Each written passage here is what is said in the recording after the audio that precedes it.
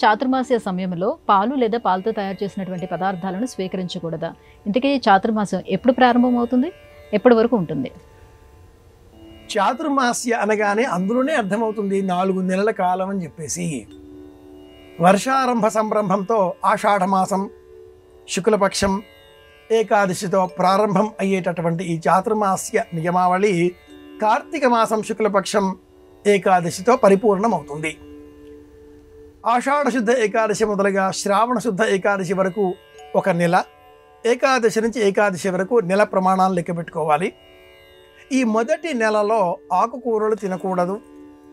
శ్రావణ శుద్ధ ఏకాదశి మొదలుగా భాద్రపద శుద్ధ ఏకాదశి వరకు పాల ఉత్పత్తులు వీటిని స్వీకరించకూడదు. అలాగే భాద్రపద శుద్ధ ఏకాదశి మొదలుగా ఆశ్వీజ శుద్ధ ఏకాదశి వరకు పెరుగును స్వీకరించకూడదు. ఆశ్వీజ శుద్ధ ఏకాదశి మొదలుగా కార్తీక శుద్ధ ఏకాదశి 4వ నెల, 4వ మెట్టు.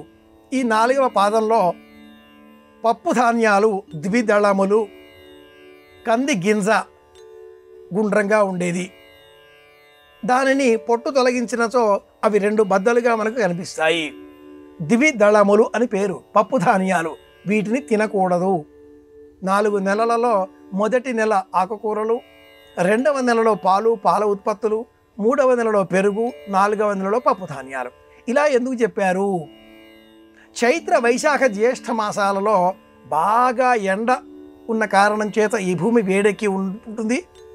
హఠాత్తుగా ఆషాఢ మాసంలో వర్షాలు కురవడంతో, వర్ష ఋతువుతో ప్రకృతి అలా ఎదగగా లభించేటటువంటి ఆకులు, పళ్ళు, కాయగూరలు వేడితో ఉంటాయి. అనారోగ్య హేతువులు తినకూడదు.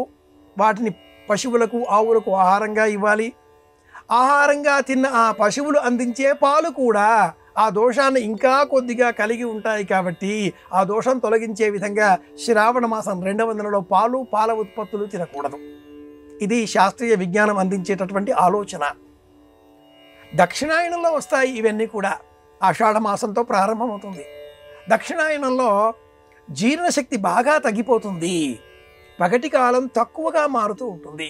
కనుక పలచని పదార్థాలు తినాలి. ద్రవం, నీరు తీసుకోవాలి. ఆహారాన్ని బాగా తగ్గించాలి. అందుకోసమే ఈ నియమావళి పాలు, పాల ఉత్పత్తులను శ్రావణ మాసంలో, ఇందుకోసమే శ్రావణ సోమవారం శివారాధన, శివార్పణం సమర్పించండి అంటూ చెప్పారు.